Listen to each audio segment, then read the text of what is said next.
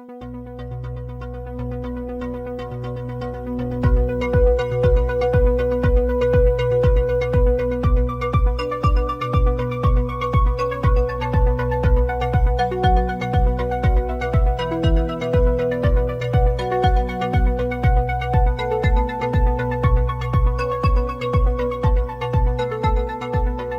arquitectura de las ideas y todo lo que está detrás.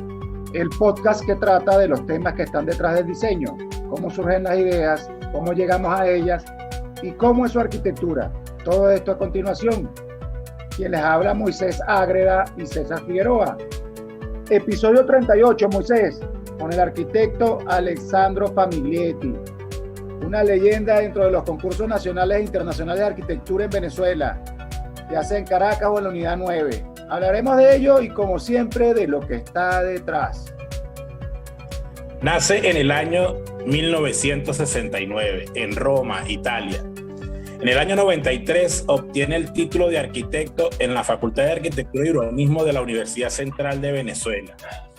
Desde el año 1995 es profesor de taller de proyectos en la Facultad de Arquitectura y Urbanismo de la Universidad Central de Venezuela. Del 2007 al 2014 fue coordinador de la unidad docente 9. Ha participado como invitado en la unidad docente Extramuros de Barquisimeto, en la Universidad Simón Bolívar, la Universidad José María Vargas, Universidad del Zulia, Universidad Católica de Chile y Universidad Veritas de San José de Costa Rica. Desde el 93 es director de la firma FARC, Alessandro Famiglietti Arquitectos. Primer premio en varios concursos de arquitectura nacionales e internacionales. Igualmente, ha sido jurado en varios concursos de arquitectura a nivel nacional. Entre las obras realizadas destacan el Parque de Deportes Extremos en el municipio de Chacao, la sede de Justicia Municipal, premio especial en la tercera Bienal de Arquitectura de Maracaibo del 2010, la restauración y vitalización del edificio sede del antiguo Museo Boliviano, y la sede corporativa del INSAT, Telecomunicaciones. Fue premio a Mejor Obra Construida en la Bienal de Arquitectura de Caracas del 2001 y la participación en la Bienal de 2020, en la Bienal de Quito en el 2004 y en la Bienal de Miami en el 2001. Sus redes sociales en Facebook, FARC Architecture Studio. En Instagram, @FARQ FARC y @Ale Famiglietti. Les recordamos que pueden encontrarnos en Apple Podcasts, Spotify, Google Podcasts, Spreaker, Deezer y YouTube. Si nos escuchas por Spreaker, nos ayudas a crecer. Además, en nuestra bio la información web de nuestro invitado. Alessandro, bienvenido. Hola, muchachos. Buenos días hoy. Buenos días. Ayer eran buenas noches, hoy son buenos días. Sí, tempranito como rinde, que dice Moisés. Temprano es que rinde. Eso es lo bueno, que ustedes en la mañanita le masajean el ego a uno. Les agradezco. Así es, así es. Mira, Alessandro, es interesante que el material que nos suministras como imágenes de apoyo a tu trabajo está totalmente acorde con el nombre del programa: Proyecto, Concurso y Obra. ¿Por qué la visión del mundo de la arquitectura bajo esta triada conceptual? Bueno, mira, básicamente yo digo que he tenido la fortuna, o quizás también ha sido un tema de elección, de poder trabajar en distintas facetas de la disciplina, ¿no? Claro, no es una cosa que diga yo, oye, qué genio. Esto lo hacen ustedes también, lo hacen muchas firmas de arquitectura. Básicamente lo que se intenta es sacarle el jugo a la disciplina en distintos ámbitos de actuación, ¿no? Para nosotros el tema del proyecto ha sido siempre una guía conductora de nuestro trabajo. Por eso desde muy temprano formamos un estudio, queríamos dedicarnos a la hechura de proyectos y nos hemos formado para ello. Y evidentemente el proyecto tiene su consecuencia efectiva en la obra, que bueno, desgraciadamente o digamos, no sé si ver el vaso medio lleno o medio vacío, porque a uno ha tenido la fortuna de concretar algunos encargos y algunos edificios que se han construido, pero la verdad es que en la mayoría de los casos, en nuestro contexto es bastante difícil llegar a la obra. Sin embargo, ese es el objetivo. El objetivo no es quedarse en el proyecto, sino llegar a la obra como tal. Y en ese sentido, el concurso ha sido también una vía para aproximarse tanto al proyecto como a la obra, que bueno, que ha sido un poco escurridiza desde ese ámbito del concurso, pero siempre hemos estado animados por la experiencia de los concursos, bueno, en años mozos en Venezuela, en los años 80, en los años 90, donde se hicieron tantos concursos, tanto públicos como privados en el país. Y bueno, y que grandes maestros, amigos nuestros, fueron concurseros y ganaron muchos de esos concursos y algunas de esos proyectos son hasta el día de hoy muy emblemáticos para la arquitectura contemporánea venezolana. Pero al mismo tiempo, bueno, uno lo mira en el contexto internacional y bueno, no sé, habría que preguntarle a Foster cuántos de sus edificios no han sido por concursos o a Culhas o en contextos más cercanos, por ejemplo, una oficina como la de Giancarlo Massanti en Colombia, bueno, básicamente en su producción arquitectónica, diría yo que casi la mitad provienen de concursos públicos hechos en Colombia, ¿no? Entonces, bueno, nada, esos tres ámbitos de acción disciplinar, en el fondo, nos apetecieron en su momento y nos siguen apeteciendo usarlos como plataformas para trabajar en distintas vías dentro de la disciplina. Muy bien, Alessandro. Alessandro, yo el otro día leí una postura de un arquitecto español y me pareció interesante, ya que consideraba que los concursos de arquitectura eran algo insustentables, porque se perdía toda una producción, un esfuerzo, una cantidad de propuestas, donde solo ganaba uno. Y el tema de que sería mejor la opción, la ganadora. O sea, eso era discutible. ¿Por qué creer en la vía del concurso como una mejor aproximación a la práctica de la arquitectura? Bien bueno tu pregunta y bien bueno el comentario de este arquitecto. Yo creo estar de acuerdo en dos sentidos, ¿no?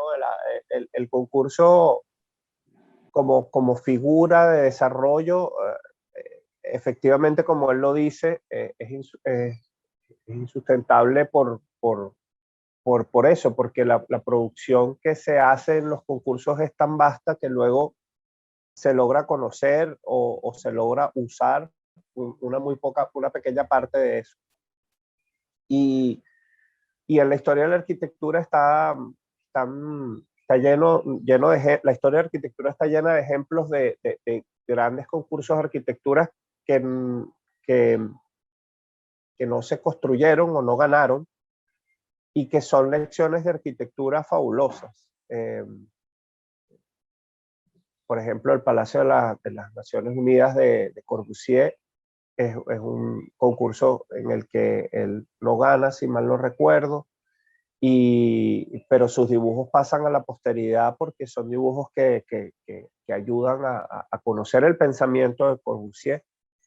Y así muchos.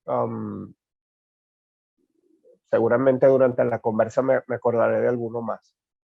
En Venezuela, sobre todo, que no se ha construido mucho a partir de los concursos, hay un material valiosísimo para poder entender la arquitectura, entendernos de alguna forma como cultura arquitectónica, inclusive aprender los errores de por qué esos concursos no llegaron a concluirse. Por el otro lado, también hay una postura un poco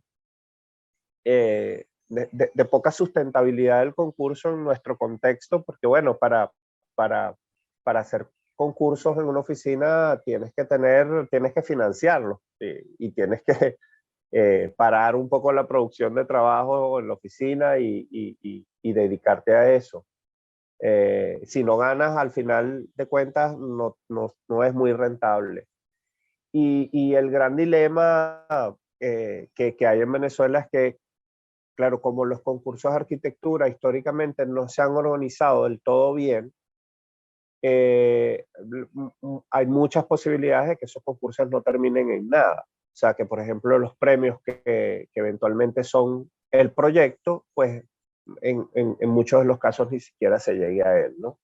Entonces, bueno, la apuesta que hiciste al final era por un premio gordo que nunca recibiste. Y bueno, y eso es un drama que en los concursos en Venezuela deberíamos tratar de aprender de las lecciones de otros países, como decía, ni siquiera tan lejanos. Porque creo que los llamados a concurso deberían tener una ley por detrás mucho más clara en cuanto al budget que se tiene para la hechura de los proyectos, o en muchos casos está la figura incluso del fideicomiso para que los dineros de aquella edificación estén comprometidos básicamente para esa edificación. Eso en otros países es ley y se hace. O sea, un llamado a concurso es una cosa muy, muy seria.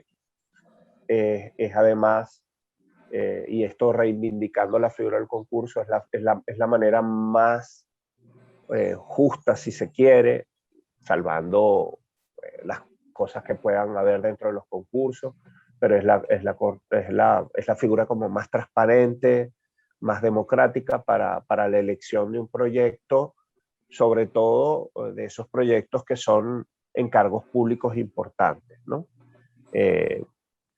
Y la figura del concurso además tiene varias acepciones. O sea, en un concurso público tú puedes, por una parte, hacer concursos abiertos a todo el mundo, o puedes hacer concursos por invitación, que operativamente resuelven para, por ejemplo, instituciones más pequeñas como alcaldías, gobernaciones, tener un abanico de alternativas, pero controlado. Porque el otro dilema que tiene el concurso es que efectivamente si tu Estado tienes un dinero que quieres invertir, a invertirlo con cierto tiempo breve, pues el concurso siempre dilata un poco más los tiempos, ¿no? Pero bueno, esa es una materia que tenemos pendiente, los que hemos estado involucrados en concursos, no solo haciéndolos, sino también organizándolos de alguna manera. Hemos tenido el interés por que estas cosas se puedan manejar de una manera distinta y por ejemplo, los proyectos de carácter público importantes puedan efectivamente salir a concurso, y no pase que hayan encargos a dedo de cosas que no sé, que deberían ser de dominio más colectivo, ¿no? Epa, se me fueron. No, vale, estamos César. aquí, estamos aquí, estamos aquí, estamos aquí. Está bien. Sí, eso me acordó un poquito al concurso ese que Culjas gana, el SKM Calru, donde la frase al final fue otra mamá que se come los hijos. Porque lo que construyeron fue un proyecto todo posmoderno, una cosa extraña. No tengo nada contra el posmodernismo, pero fue muy extraño. Bueno, Alessandro, ¿cómo crees tú que es la aproximación a la obra desde la vía del concurso y desde la vía del proyecto? ¿Es igual aproximarse desde estos dos planos? Bueno, a ver, tú también eres concursero, César, y sabemos muy bien que las aproximaciones, o sea, a pesar de que uno es la misma persona, eres el mismo arquitecto, probablemente tienes como condiciones distintas. Vamos a tratar de resumirlas, ¿no? En un encargo profesional, que te llega a la oficina, evidentemente tienes unas condiciones. Tienes por una parte las normativas de zonificación y todo lo demás de una parcela, que igual en un concurso las puedes tener. Tienes tienes un demandante del proyecto, una persona que te encarga, un comitente de proyecto que no, en el caso de un encargo de la oficina, probablemente será un privado con unos intereses muy claros eh, en poder hacer un edificio, una casa, o un edificio industrial, lo que fuera. Esa relación arquitecto-cliente se da muy estrecha en el caso de un encargo y muchas veces dependes del interés, dependes directamente del interés y de la necesidad que tenga el cliente. Te imaginarás que en una casa o en un apartamento, lo que fuera, una cosa como doméstica, la relación es mucho más estrecha y muchas veces está claro que esa casa o ese apartamento, en el fondo, tu cliente lo quiere para vivir y quiere sentirse lo más cómodo posible. Con lo cual, hay un trabajo de negociación interesantísimo, de negociación, de educación, de cedo por aquí, cedo por allá, bueno, que hacen del encargo una cosa muy, muy, muy interesante, pues, en todo caso.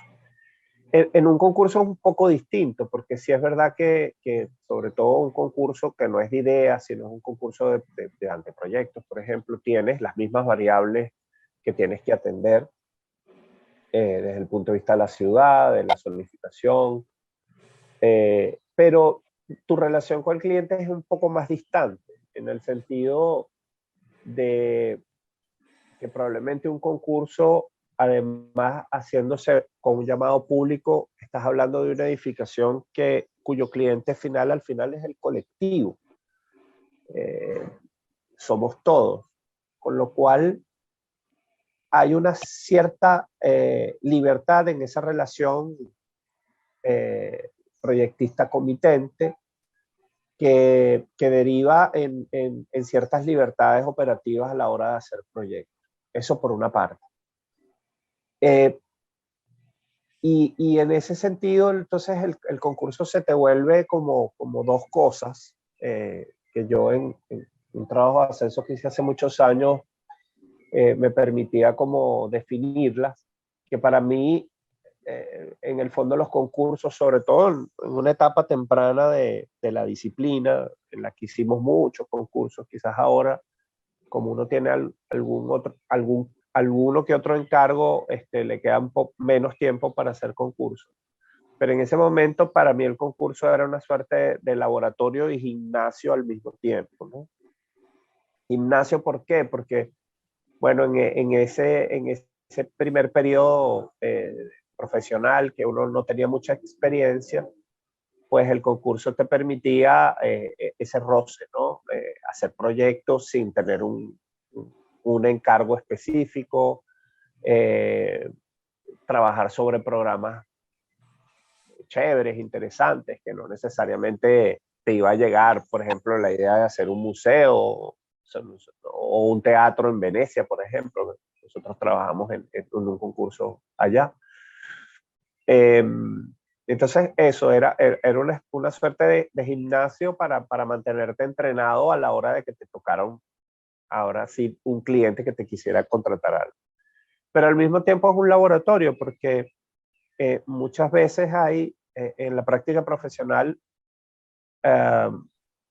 quedan ideas en el tintero, quedan reflexiones que uno no pudo ni proyectar ni construir, cosas que uno ha ido madurando a lo largo del tiempo y que bueno, te encantaría verlas concretadas en algún encargo, y el concurso al final te permite como esa es esa plataforma un poco de experimentación, ¿no? De laboratorio, para poder poner en práctica ideas que están probablemente en un sustrato adormecidas en tu cabeza y que están esperando básicamente una oportunidad para poder salir, ¿no? Y el concurso definitivamente te da esa plataforma. Entonces, ahí yo vería como esa diferencia, César y Moisés. Creo que son dos alternativas distintas para poder llevar a cabo ideas de arquitectura. Y bueno, y no en balde, en la historia de la arquitectura hay ejemplos interesantísimos de eso. O sea, Eero Saarinen, Alvar Aalto, fueron arquitectos muy concurseros. Y en algunos casos más ganadores que otros, pero como decíamos, el concurso se convertía o se convierte en una plataforma para tú poder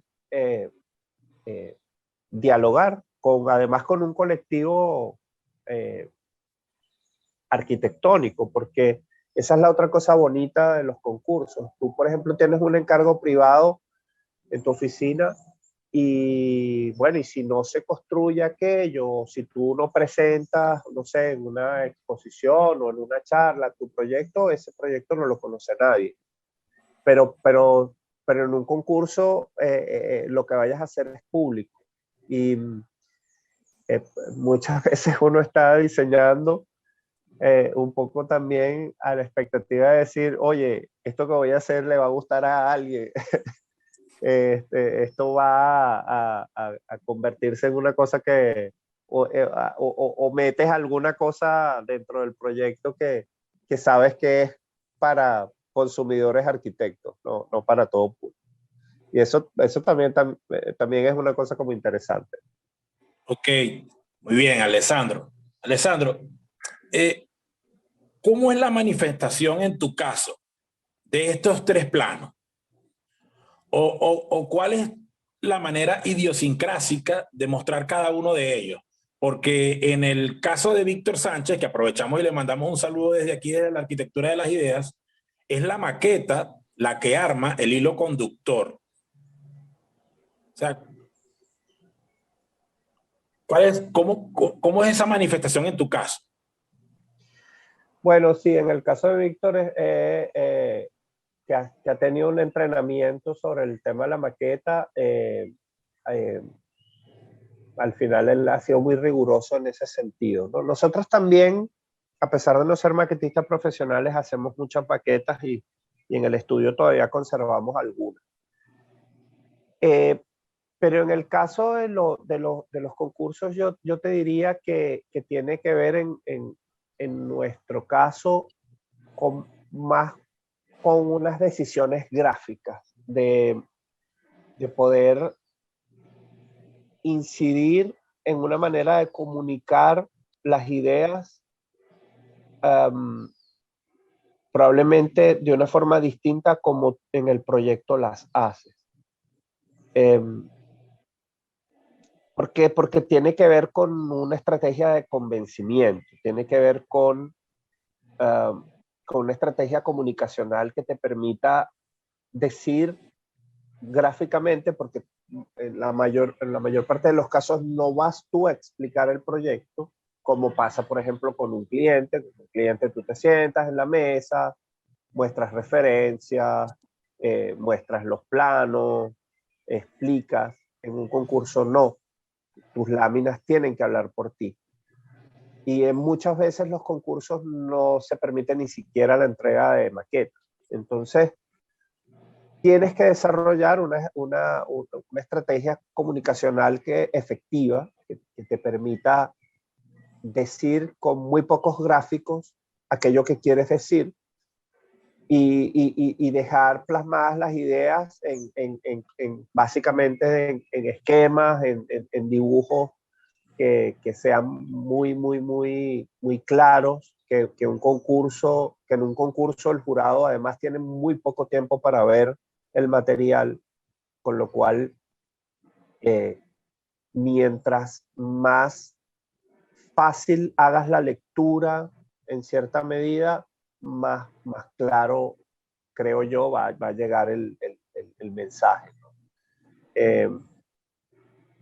Entonces, Bueno, tuve la oportunidad, y me disculpas que te no, interrumpa, vale, tranquilo. de haber estado en una presentación de tu trabajo y ahora que explicas esto aquí, pues tiene mucho más sentido aquello que yo estaba viendo ese día, Claro, toda esa infografía de los proyectos, los claro. años, clasificación, se me pareció excelente. Claro, fíjate que en ese trabajo que a propósito despolvamos hace poquito gracias a Melissa Parra, desempolvamos. Hicimos o sea, tuve el interés de agarrar, eran 16 concursos que habíamos hecho y de tratar de eso, de sacar como conclusiones de ellos, ¿no? Y una de las cosas era ponerlos en un plano cronológico y descubrir que las herramientas de representación habían cambiado a lo largo del tiempo. Es decir, desde el primer concurso que habíamos hecho en el 93, 94, que habíamos hecho parte a mano, parte en AutoCAD, hasta el último concurso que estaba reseñado ahí en el 2003, donde ya en la oficina se dominaban eh, el AutoCAD, el 3D Studio, el Photoshop. Eh, tú ves que como decía yo, el recorrido comunicacional va siendo distinto, va enriqueciéndose en aras de que el mensaje llegue, ¿no? De que el mensaje pueda llegar. Te confieso que en los últimos tiempos y las últimas cosas que he hecho, tanto de concurso como profesionalmente, tienden a volver al 93 desde el punto de vista gráfico. O sea, hay algo en esa cosa básica de los dibujos que yo hacía o que nosotros hacíamos en la oficina en esa época que me apetece como retomarlos, porque a veces tanto hiperrealismo, tanto render, tanta gráfica que deja poco a la imaginación, ¿no? Que deja un producto como terminado, que es fascinante, vamos, o sea, Claro. no deja de ser atractiva, pero también para la condición de la especulación es poco atractivo. Creo que me gustan siempre más los dibujos que no están necesariamente acabados, que no dan una idea única, que te permiten una cierta libre interpretación, ¿no? Pero bueno, he descubierto que eso no solo me interesa con los dibujos de arquitectura, sino que me interesa con el cine y me interesa con la música y con otras artes. Eso es muy interesante y sobre todo cuando queda como cuando pasamos a la obra, pues, el hecho arquitectónico construido, ese proceso en el cual se comprueba lo proyectado. ¿Te ha sorprendido con planteamientos que en el papel eran una cosa y en obra resultó algo mejor y viceversa? Porque lo que dices de dejar algo a la interpretación pasa por ahí, pues, o sea, porque de repente no queda nada de interpretación con el render y en la obra te das cuenta que la obra quedó mejor con el que el render. Sí, eso pasa. Sin embargo, fíjate, o sea, esa predilección por el dibujo, vamos a decir, más libre, no atenta contra otra predilección que es como del dibujo de proyecto muy preciso. Y en ese sentido, el aprendizaje que uno tiene, no sé, de Joel Sanz, de Edwin Otero, de la precisión en los detalles, en los dibujos, es fundamental, ¿no? Y es fundamental cuando sobre todo sabes que vas a llegar a una obra y que los dibujos tienen que contestar todas las preguntas que la obra te va a hacer. Ahora, quizás nuestra práctica reciente, digo la nuestra y probablemente diga la de Venezuela entera, se ha deformado de alguna manera o transformado, para no usar una palabra tan dura, transformado de alguna forma. Los encargos son distintos, hay mucha menos obra pública. Hay un tema también de la contemporaneidad que es el tema de la inmediatez, todo el mundo quiere todo para allá. Nos ha pasado en el último tiempo que o por no tener tiempo de desarrollar los dibujos al detalle, o porque los desarrollas y al final el tránsito de la obra deriva en otra cosa, hemos casi preferido ir construyendo dibujos en la medida en que la obra lo va necesitando. Y en ese sentido, evidentemente tienes que tener contratada una supervisión que te permita trasladar de alguna manera el ámbito del proyecto a la hechura. O digamos, esos tiempos se vuelven más breves. Eso tiene dos condiciones a mi modo de ver, una buena y una mala. La mala es que probablemente eso, no tienes el tiempo suficiente de maduración de muchas cosas que, como sabemos, la arquitectura es un arte que requiere, una disciplina que requiere cierto tiempo de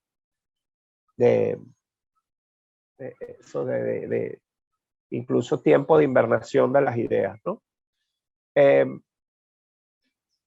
Pero por el otro lado tiene una cosa muy atractiva, que es que en el momento de ya hacer un detalle de un portón o de un cerramiento, casi que tienes al proveedor en la mano y entonces puedes hacer un trabajo más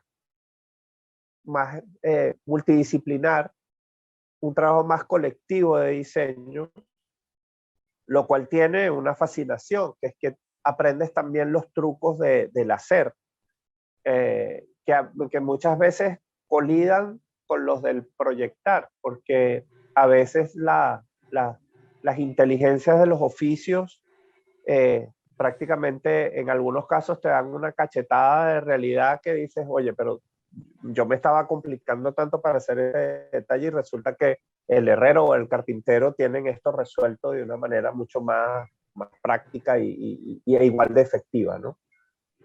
Eso tiene una cosa atractivísima que es esa experiencia adquirida del hacer y que uno la va sumando a su experiencia proyectual. Eso, por otro lado, también a veces redunda en algo negativo porque muchas veces los proveedores no quieren hacer las cosas sino de la manera como las saben hacer. Entonces, introducir caminos nuevos a veces no tienes que conseguir como la gente adecuada para hacer. Ahora, ¿qué queda y qué no queda en las obras o digamos distinto entre las obras y el proyecto? Bueno, en los concursos básicamente lo hemos podido comprobar o medio comprobar una sola vez porque yo también tengo mi elefantico blanco, es decir, mi edificio que no se terminó de construir en Cumaná, en una intervención que hicimos junto con Ángela Rodríguez, mi esposa, el mercado.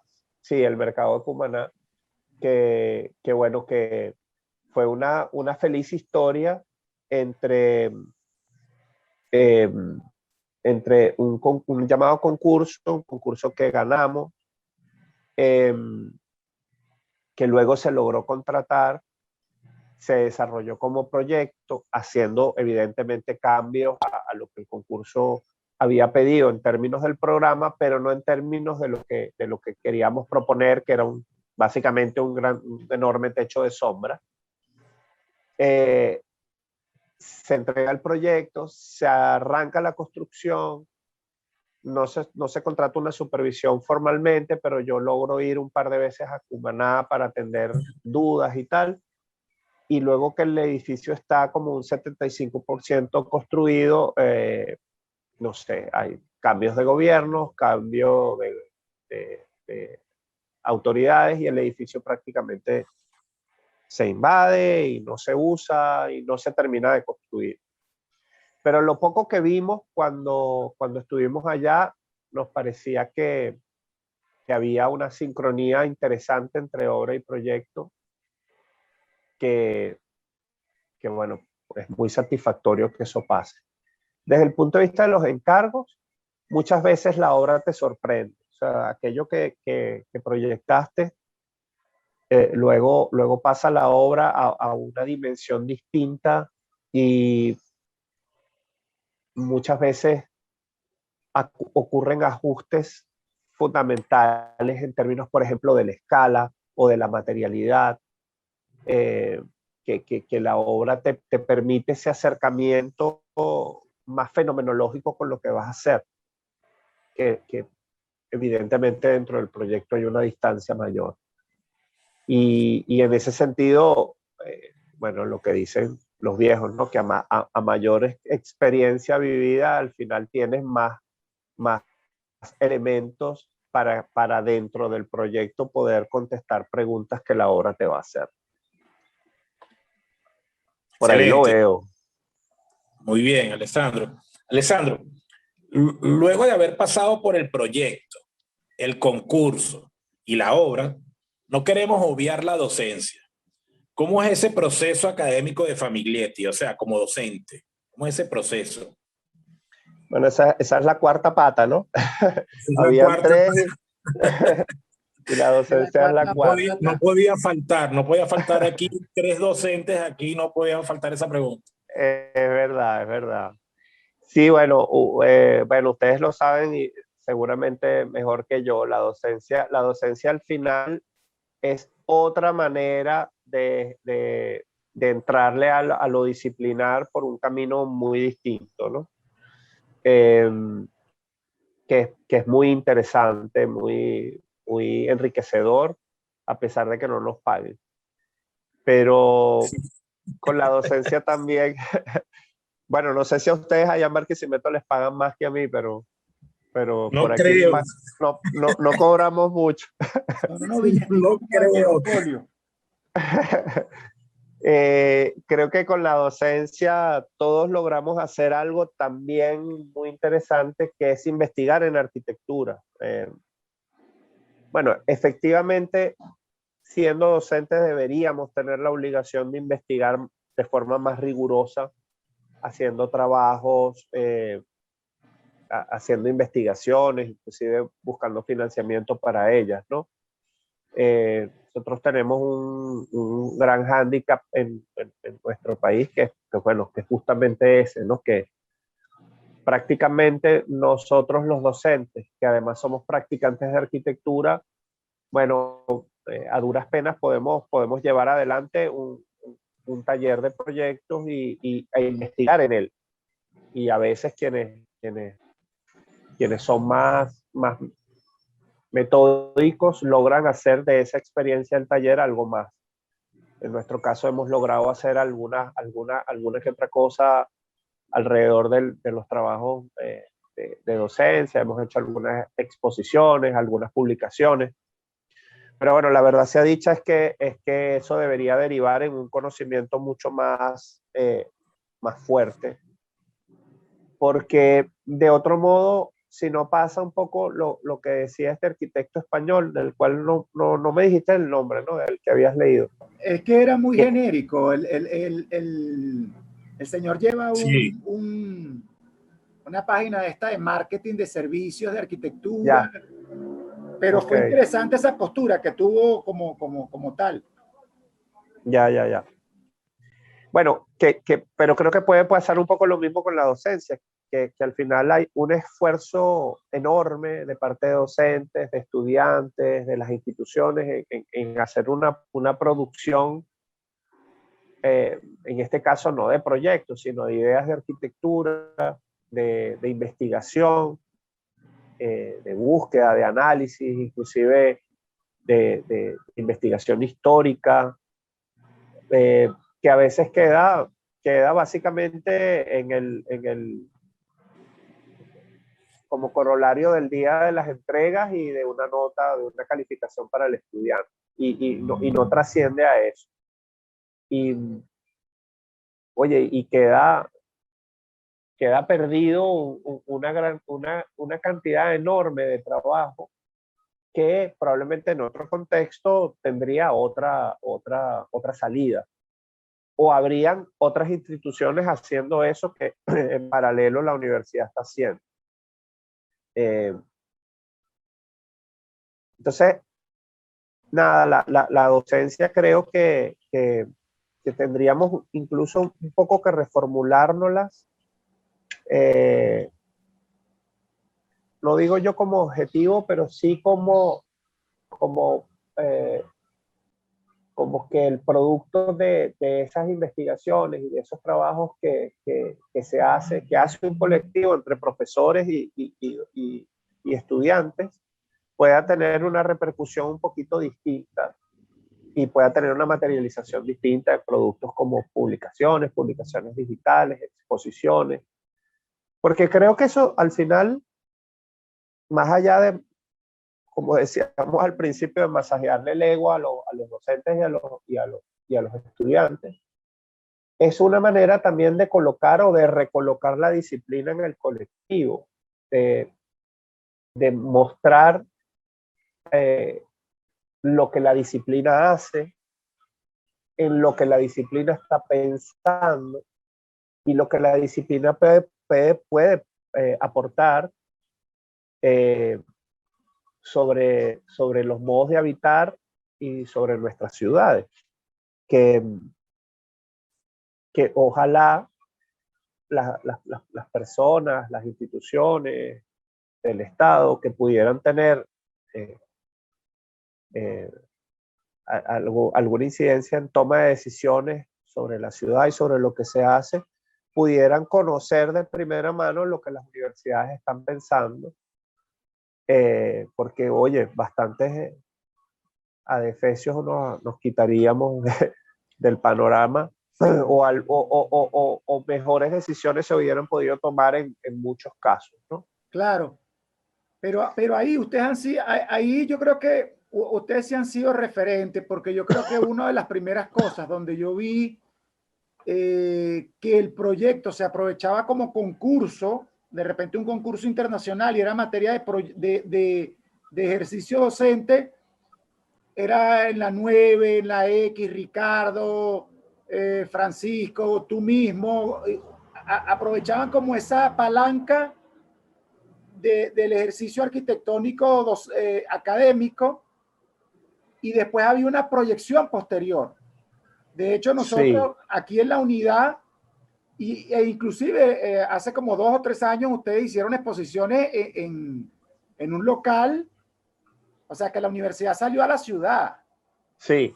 Y eso nosotros también lo hemos hecho aquí en la UDE, y en las mismas tesis. Las tesis yo siempre le digo a los estudiantes, epa, ¿esto dónde se queda? Esto hay que moverlo. Sí, sin duda, César. Y además tenemos que fomentar esa cultura, por ejemplo, de que los mejores trabajos, los mejores temas puedan entrar a concurso, ir a bienales, presentarse incluso en ponencias, en seminarios, en congresos, pero eso requiere un cambio en la aproximación. Vale decir, hacer más densos esos productos académicos para que sean de alguna manera apetecibles y generen algún tipo de conocimiento y de interés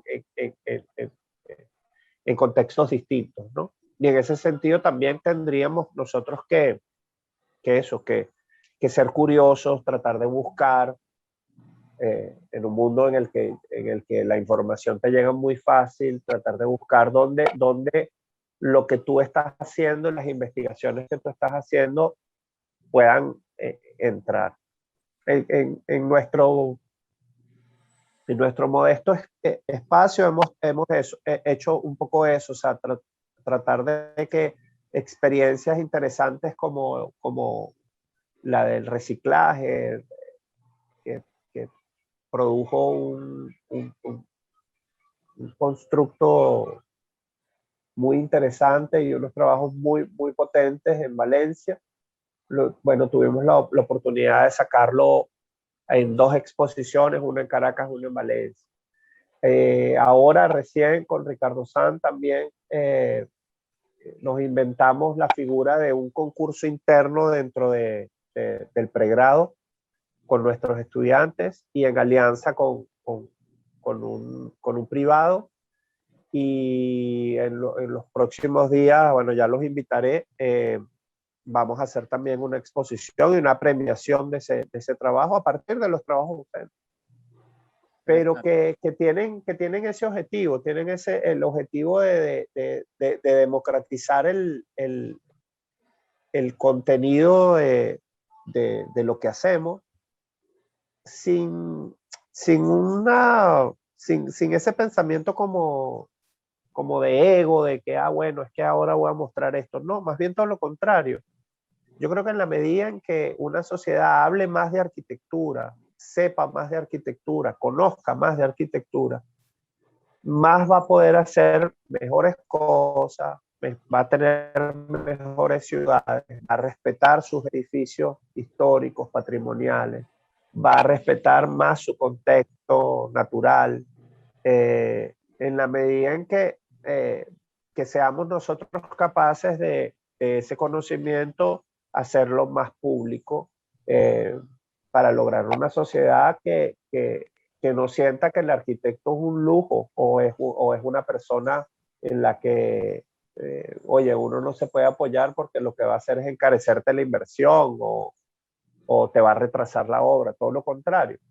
Entonces, yo creo que debemos buscar la manera de que nuestra disciplina sea reconocida como una disciplina fundamental e indispensable para que el buen vivir tenga sentido en nuestras ciudades, ¿no? Correcto. Bien, Alessandra, finalmente, ¿en qué anda Famiglietti en estos momentos? ¿Qué puedes decirnos de tu proceso actual? Bueno, ando en la docencia, ando en lo que les comenté en esa exposición y ahora estamos con un curso denominado Cartografías del Trópico, con un super team docente conformado por Henry Rueda y Fabiana Posamay, que están en Miami, por José Gregorio Castillo, que está en Torino, y Gianni Napolitano y yo estamos haciendo, bueno, un Dream Team ahí de docencia, con un grupo de estudiantes muy interesados, muy curiosos, y bueno, y con muchas expectativas del resultado de esto. En la oficina estamos con varias cositas, no con los encargos que uno quisiera tener grandes o de cosas como importantes para la ciudad, pero sí estamos con algunas cosas que nos llenan mucho de satisfacción y en las que también hemos podido experimentar algunas cosas, ¿no? En términos sobre todo de lo doméstico, recientemente. Y bueno, y a nivel de investigación, ahí estamos.